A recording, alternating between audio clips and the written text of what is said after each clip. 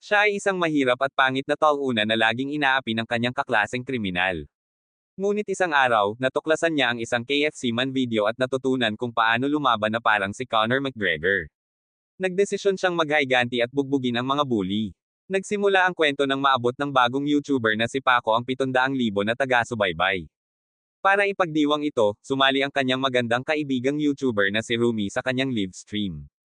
Habang nagla-live, si Hoban, na ginawang mukhang clown, ay labis na napahiya sa pang-aapi sa kanya. Pinagtawanan siya ng mga kaklase habang pinilit ni Paco na magkunwaring masaya siya. Sa huli, ipinangako ni Paco sa kanyang mga viewer na mananalo sila ng PlayStation 5 kung magsusubscribe sila, ngunit alam ni Hoban na isa lang itong scam. Pagkatapos ng live stream, nagpunta si Hoban sa banyo at nagalit sa sarili. Ayaw na niyang pumasok sa eskwelahan at galit siya sa yaman ng dalawang YouTubers mula sa panlilinlang sa kanya. Sa silid-aralan, sinipa siya ni Snapper, ang cameraman ni Paco, gamit ang isang Kung Fu Panda cake. Alam ni Hoban na mahina si Snapper, ngunit dahil nasa ilalim ng impluwensya ni Paco, walang magawa si Hoban. Habang nakahiga siya sa sahig, narinig niyang pinasalamatan ni Rumi si Paco dahil kumita sila ng 30,000 yen mula sa live stream.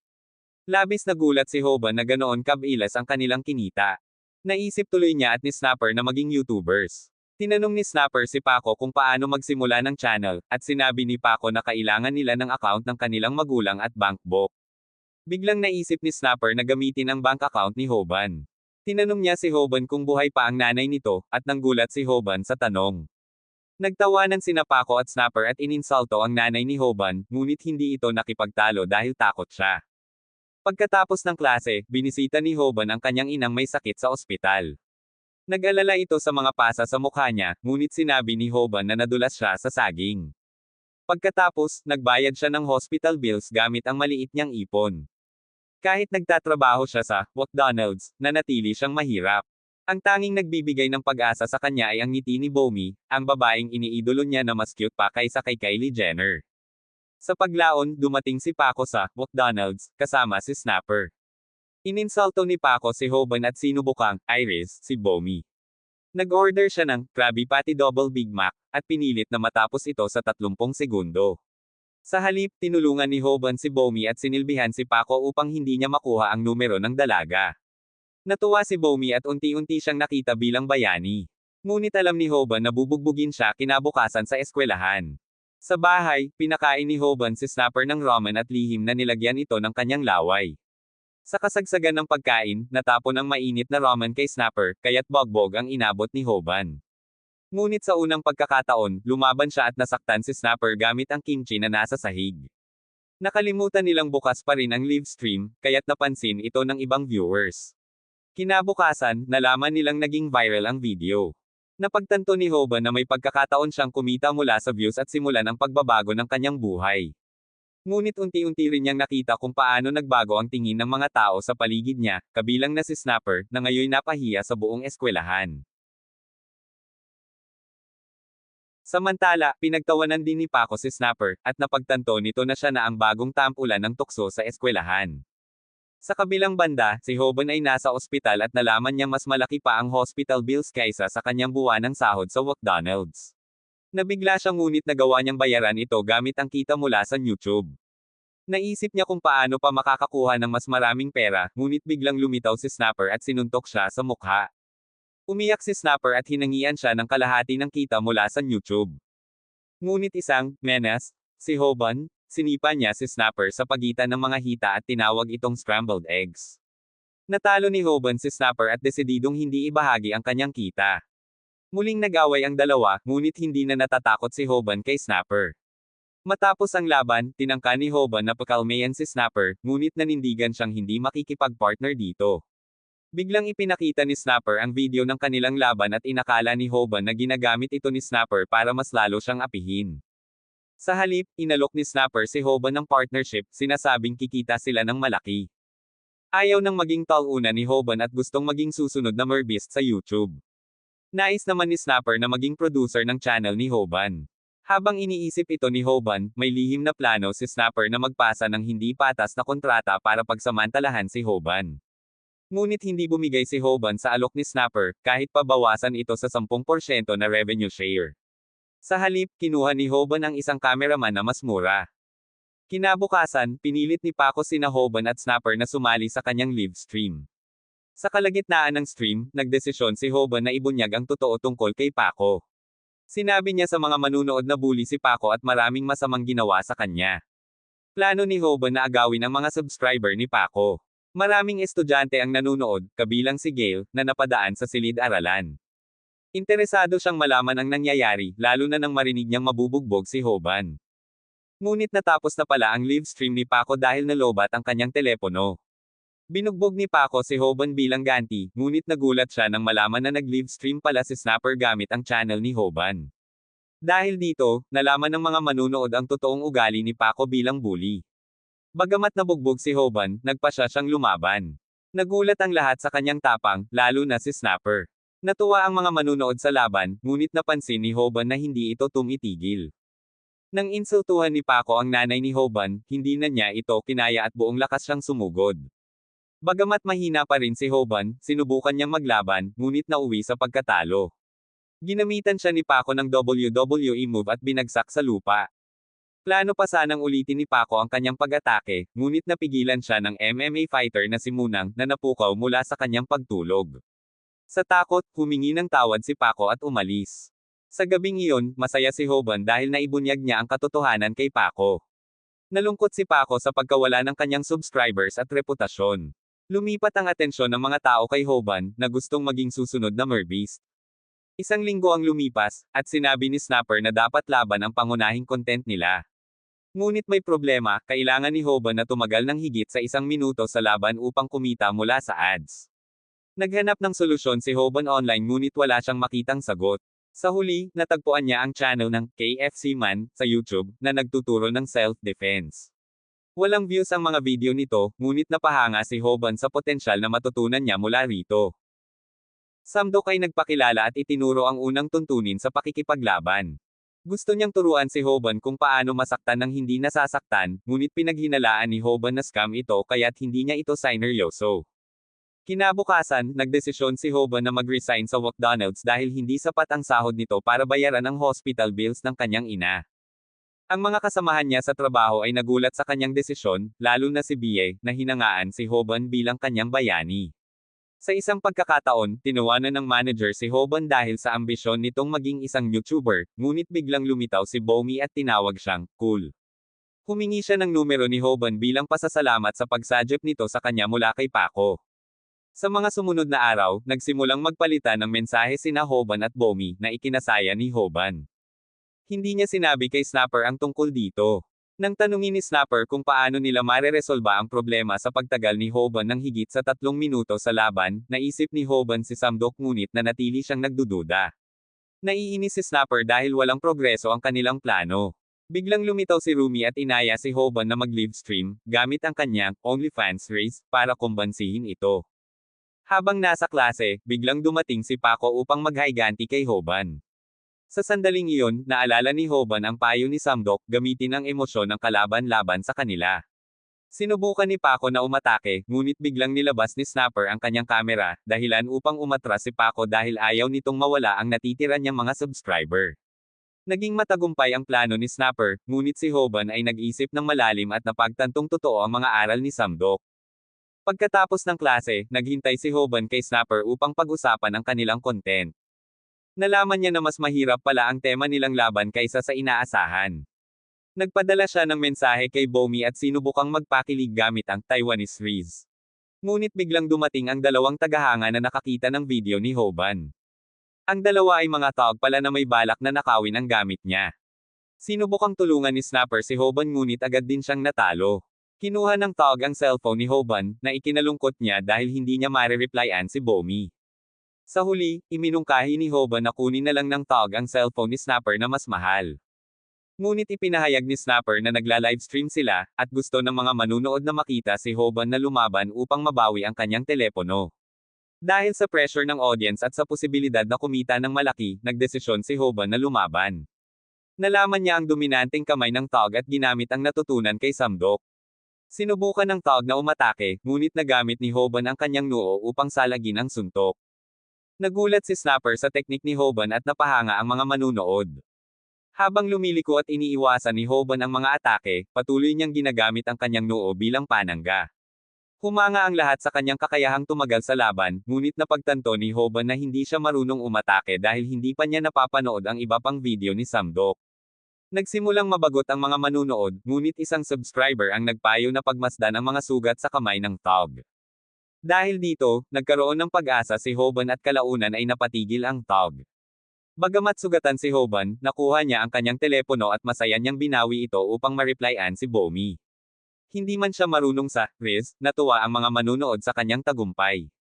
Lumago ang kanyang channel, at nagdagdag siya ng maraming bagong subscriber. Pagkalipas ng ilang araw, natanggap ni Hoban ang kanyang unang payout mula sa kanyang mga video, at labis siyang natuwa. Nang tinitigan niya ang perang kinita, nag-isip siya kung dapat ba niyang i-invest ito sa Bitcoin. Agad niyang naisip ang gumawa pa ng mas maraming video upang kumita ng higit pa at maging sikat tulad ni Kay Sonat.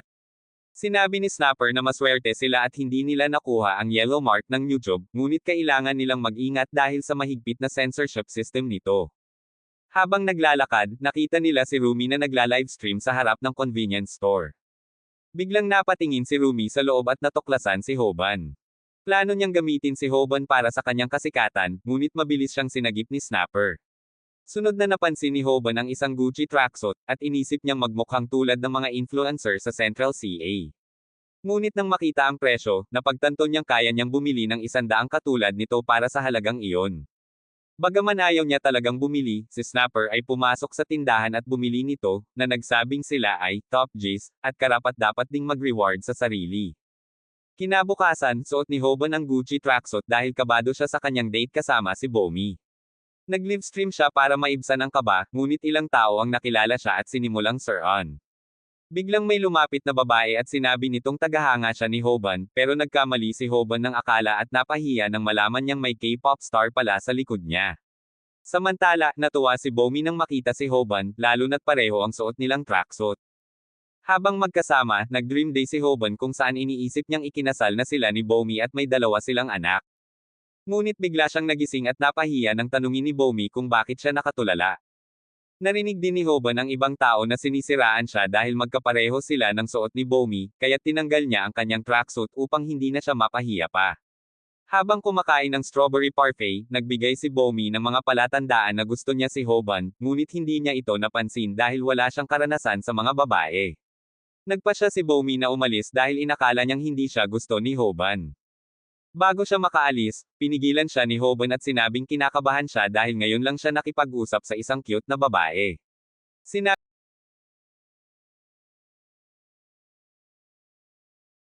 niya na iniisip niyang si Bomi ang pinakamagandang babae sa mundo, kaya't napangiti at namula si Bomi.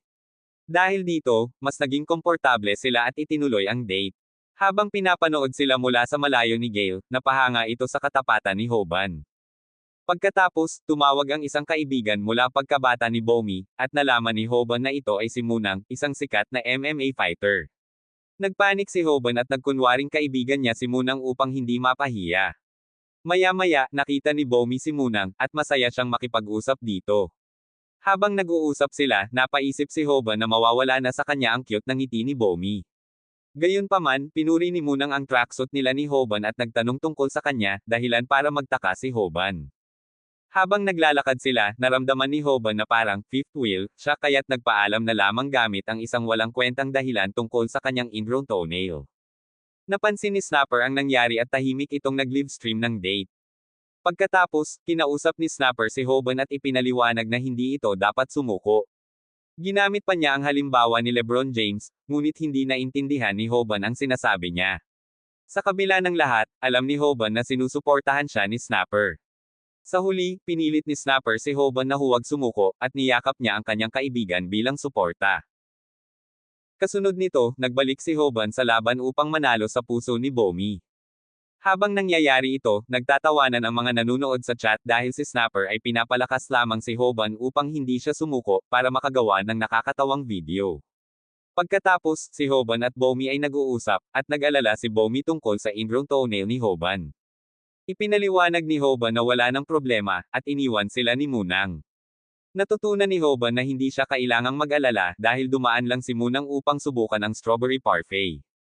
Bago umalis, sinabi ni Moon kay Hoban na magaling siyang fighter dahil napanood nito ang mga laban ni Hoban at na-impress sa mga suntok na tinanggap nito mula sa isang tog.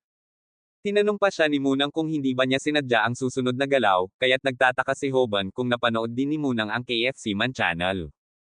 Ipinagpatuloy ni Hoban ang kanyang date kay Bomi, ngunit naging sobrang nerbiyoso siya at tinanong si Bomi kung anong klaseng lalaki ang gusto niya. Sumagot si Bomi na gusto niya ang mga tapat na tao. Bago makapagpahayag si Hoban na siya ang ideal type ni Bomi, bigla siyang tumigil nang mapansin niyang kinukunan siya ni Snapper. Nang tumingin siya kay Snapper, napansin niyang binubugbog ito, at sa oras na iyon, dumating si Paco sa likod niya at plano niyang gumanti kay Hoban. Upang hindi mailagay sa panganib si Bomi, inutusan ni Hoban siyang tumakbo, ngunit hindi pinansin ni Paco at inatake si Bomi. Pinagmumura ni Paco si Bomi, at naalala ni Hoban ang mga aral ni Swak na manatiling kalmado. Kaya't pinatulan ni Hoban si Paco at hinamon ito sa isang laban. Inatake siya ni Paco, ngunit nabigo siyang mablock ang suntok gamit ang kanyang noo. Naalala ni Hoban ang sinabi ni Swak na hindi pwedeng gamitin ang parehong trick ng 2 beses, ngunit hindi siya sigurado kung anong gagawin dahil hindi pa niya napapanood ang mga susunod na video ni Swak. Nang takbuhin siya ni Paco, nawalan siya ng ideya at nag-isip ng mga panahon ng pambubuli sa kanya. Inisip niya na sana magbago ang buhay niya dahil sa YouTube, ngunit na-realize niyang nakalimutan na niya ang mag-aral ng laban dahil sa pera at kasikatan. Habang binubugbog siya ni Paco, hindi pa rin siya makapaniwala na magkasama pa sila ni Bomi, kaya nagdesisyon siyang magpakumbaba at lumuhad sa harap ni Paco upang humingi ng tawad para hindi na madamay si Bomi. Bigla, inutusan ni Paco si Hoban na ipakita ang DD trick at nag-apologize si Snapper dahil napush siya na magsimula ng live stream. Pagkatapos, sinampal ni Bomi si Paco at nagulat si Hoban.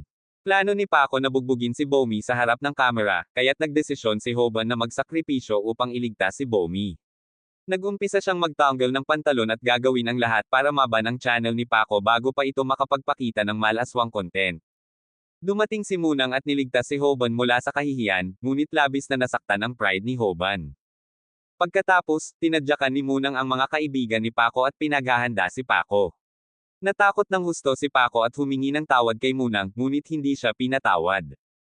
Tinanong ni Munang si Bomi kung okay lang siya, at naisip niyang dapat siyang umalis na dahil sa emotional damage ni Hoban. Inihatid niya si Bomi sa bahay at iniwan si Hoban mag-isa. Samantala, pinapanood ni Gail si Hoban at nagdesisyong umuwi.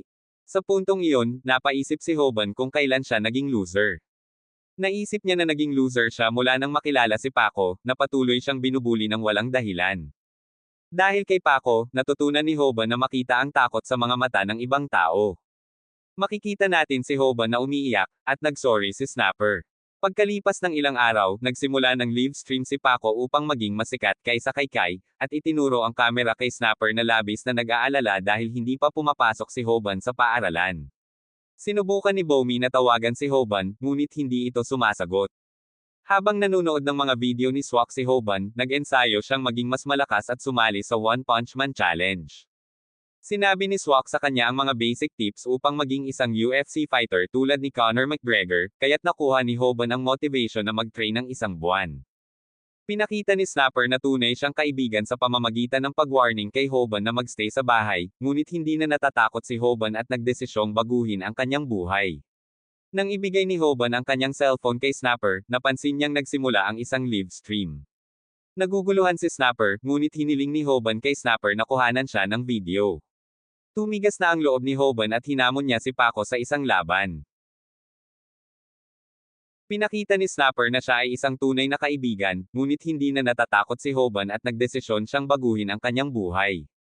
Ibinigay ni Hoban ang kanyang telepono kay Snapper at napansin ni Snapper na nagsimula na ang live stream. Naguguluhan siya, ngunit hiningi ni Hoban kay Snapper na kuhanan siya ng video. Nagsimula ng magsaya ang mga subscriber ng viral hits, at nag-aalala si Snapper para sa kanyang best friend. Napansin ni Snapper na nagsulat si Hoban ng mga bagay sa kanyang kamay upang magmukhang cool. Ngunit inatake siya ni Paco, at nagawang i-block ni Hoban ang atake. Bigla niyang inisip ang mga natutunan sa KFC Man video at naisip na hindi na epektibo ang parehong galaw. Gusto niyang makita si B at nagdesisyon na mag-aral pa tungkol sa laban. Umiiyak siya ng ilang araw at nagdesisyong panoorin ang susunod na video tungkol sa fight lessons. Ipinaliwanag ni Swak sa susunod na video kung paano matatalo ni Hoban ang mga ordinaryong tao sa laban. Sabi ni Swak na kailangan niyang mag-training ng 1 buwan upang matutunan ang susunod na teknik. Ang unang hakbang ay kumain ng maraming protina. Kaya't nag-umpisa si Hoban gumawa ng old school na protein shake, ngunit napakasama ng lasa at inisip niyang mamamatay siya. Nang matutunan niyang makakabili siya ng Ronnie Coleman's whey protein, nagpatuloy siya. Ang ikalawang hakbang ay willpower upang magbago mula sa zero hanggang superhero. Matapos nito, natutunan niya ang ikatlong hakbang na magtayo ng stamina sa pamamagitan ng paglangoy. Ngunit hindi sa pool, sa halip, nag-ensayo siya sa isang public bath. Nagtawanan siya dahil parang katawa-tawa, ngunit patuloy siyang magtatrabaho upang magdagdag ng kalamnan. Pagkatapos ng ilang panahon ng pagpapahinga, natutunan niyang hindi malaki ang pagbabago mula sa kanyang training, ngunit nagdesisyon siyang ipagpatuloy ang pagpapalakas. Ipinaliwanag ni Swak ang espesyal na teknik kay Hoban. Pinanood nila ang interview ng isang UFC fighter na nagsabi kung anong galaw ang pinakamalakas na magagamit ng isang baguhan. Hindi ito boxing move, kundi isang rotating kick na maglalagay ng buong bigat ng katawan sa mga binti. Matapos nito, nakita natin si Hoban gamit ang bagong teknik na natutunan niya, ang kilalang low kick, at nagawang saktan si Paco, na nagulat sa teknik. Nalaman natin na si Hoban ay nag-practice ng low kick teknik araw-araw sa loob ng 1 buwan. Determinado si Hoban na manalo sa laban, ngunit hindi inisip ni Paco ang low kick ni Hoban. Sinabi niyang mali ang paggamit ni Hoban ng low kick, ngunit may nag-comment sa chat na mali si Paco. Biglang nagkomento si Munang at sinabi niyang nai-impress siya dahil ginamit ni Hoban ang calf kick, isang teknik na agad nakakapanakit at hindi madaling gamitin ng baguhan. Nagulat si Paco at galit na inatake si Hoban sa mukha, kaya tumakbo si Hoban gamit ang mga aral na natutunan mula sa YouTube. Inatake muli siya gamit ang calf kick at lahat ay nagulat. Samantala, nagtataka si Munang kung bakit hindi pa nagamit ni Hoban ang susunod na galaw. Inisip niya na baka hindi pa nagbubukas si Hoban. Pagkalipas ng ilang segundo, nagsimulang magwagi si Paco sa laban. Iniisip ng lahat na matatalo si Hoban, ngunit pinatulan ni Hoban ang mga hits ni Paco na parang isang top G, na nagpapakita ng malupit na pagbabago sa loob ng 1 buwan. Patuloy niyang ginamit ang calf kick. Pinahina ni Paco ang kalaban niya, ngunit hindi siya sumuko at ginamit ang susunod na move. Sa isang iglap, tumama ang isang malupit na suntok sa mukha ni Paco, at lumipad siya sa pader. Lahat ay nagulat, at si Hoban ay ang nagwagi sa laban, na naibalik ang kanyang dangal. Matapos ang laban, nais ng mga kaibigan ni Paco na gumanti. Ngunit ipinagtanggol ni Snapper si Hoban, at natuwa si Hoban sa mga sinabi ni Snapper. Inisip ni Snapper na natakot ang mga kaibigan ni Paco dahil sa kanya, ngunit ang tunay na dahilan ay si Munang na nakatayo sa likod nila. Pagkatapos, pinuri ni Munang si Hoban, ngunit umiiyak si Hoban ng kaligayahan.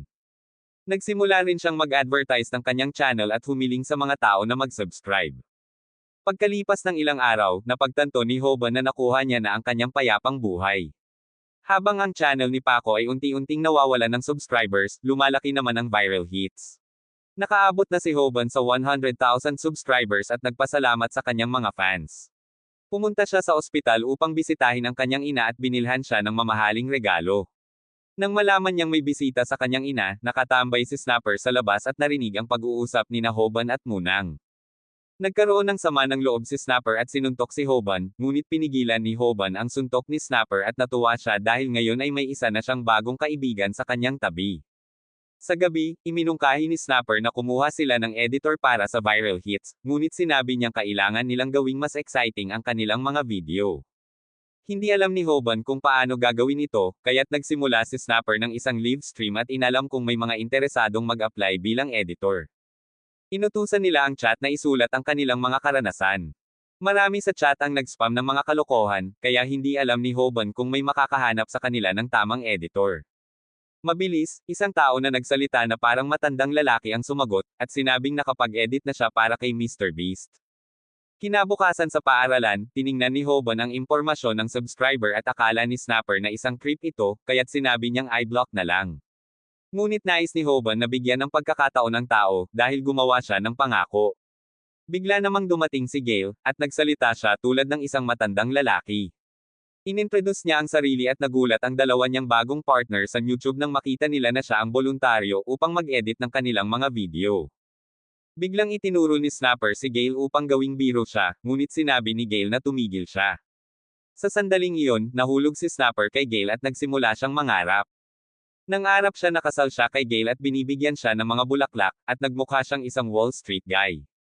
Nang magising siya, nahihiya siya sa harap ni Gail dahil natuluan siya ng laway habang nananabik. Sinubukan ni Snapper na gawing normal ang sitwasyon, at ipinakita ni Gail ang kanyang mga kasanayan sa pag-edit. Sinubukan ni Snapper kumbansihin si Hoban na kunin si Gail, ngunit nais ni Hoban na makita muna ang mga kasanayan nito. Laking gulat ni Hoban nang matutunan niyang talagang magaling si Gail at nais niyang makita pa ang iba niyang gawa. Bigla niyang ipinakita kay Hoban ang isang video kung saan may nakita silang mga nuts, kaya't pinakiusapan ni Hoban siyang itigil ito. Nang matapos ang lahat, kinuha niya si Gail at naging bagong miyembro ng Viral Hit. Tinanong ni Hoban kung bakit nais ni Gail mag-edit para sa Viral Hit kahit na napakagaling ng kanyang mga kasanayan sa pag-edit. Ibinahagi ni Gail na nakatago ito, ngunit ang dahilan ay dahil nakita niya ang susunod na Mr. Beast kay Hoban nang makipaglaban siya kay Paco. Pagkatapos, nagsama sila at inanunsyo ito sa kanilang YouTube channel. Samantala, malungkot si Bailey dahil wala ng oras si Hoban para sa kanya at hindi siya tumatawag. Lumakad siya sa isang game park at maraming tao ang nakatambay sa harap nito. Pumansin siya sa loob ng park at natagpuan niya si Tohan na tinatalo ang mga tog.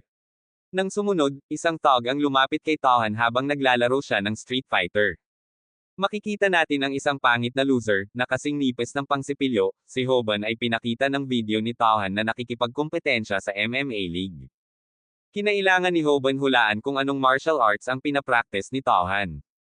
Biglang natawa si Snapper at sinabi niyang hindi ito alam, iniisip niyang kicks lang at taekwondo ang magaling, kaya tinutokso niya ito. Ngunit pinigilan siya ni Gail at ipinaliwanag na hindi dapat maliitin ang taekwondo.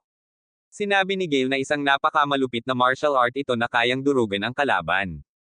Nagbigay siya ng halimbawa kung paano isang dojo ang nag-imbite ng mga martial artists, at agad nilang natuklasan na ang taekwondo expert ay may strength na higit pa sa 1,000.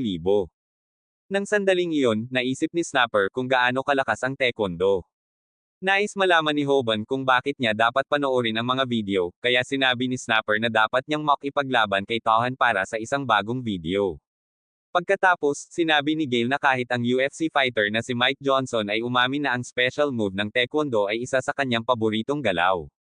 Makikita natin si Tohan na nakikipaglaban sa isang tog at ginamit ang kanyang special move, isang roundhouse kick, at tinapos agad ang kalaban. Samantala, nagtataka si Hoban kung paano siya mananalo laban kay Tohan, isang pro fighter. Ayaw niyang makipaglaban kay Tohan at tumanggi.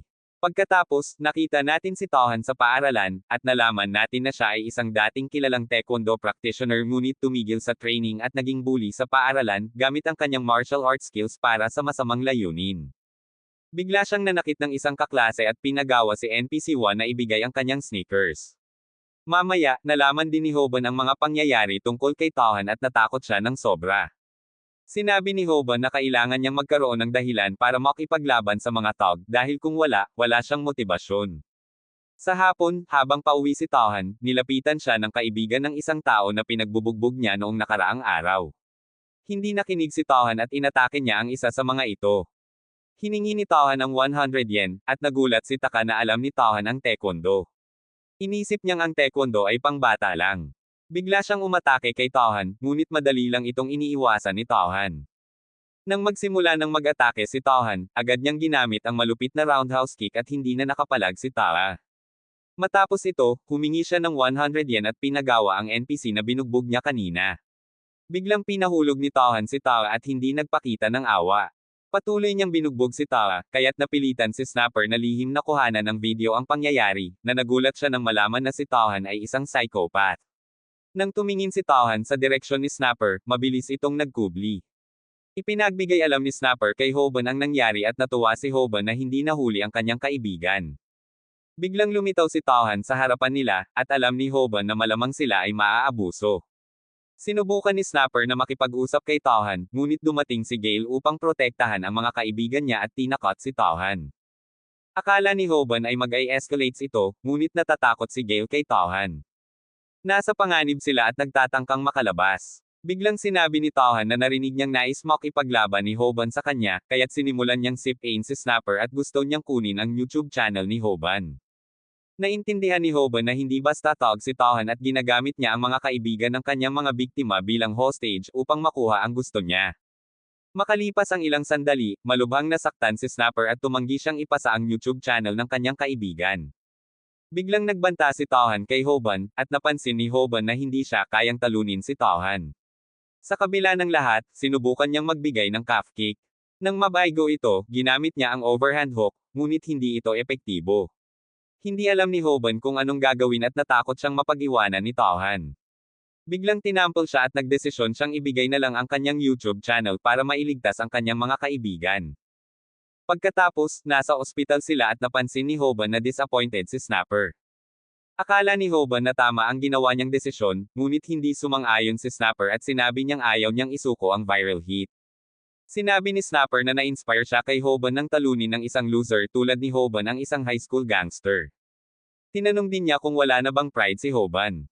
Sumagot si Hoban na wala siyang pride at hindi ordinaryong tawag si Tauhan dahil isa siyang pro-martial artist. Natakot si Hoban dahil alam niyang wala siyang laban. Lumabas siya ng kwarto at dumating si Gale. Sinubukan ni Snapper na gawing maliit ang kalungkutan niya at pinatabi si Gale para makapagpahinga siya. Pagkatapos umalis ni Gale, nagsimula nang umiyak si Snapper sa galit. Naiintindihan ni Hoban ang nararamdaman ni Snapper dahil naranasan na niya ito. Ilang araw ang lumipas, nakita si Tauhan na naglalaro ng Street Fighter sa game park at lumapit si Hoban, na nagtanong kung maaari niyang gamitin ang makina.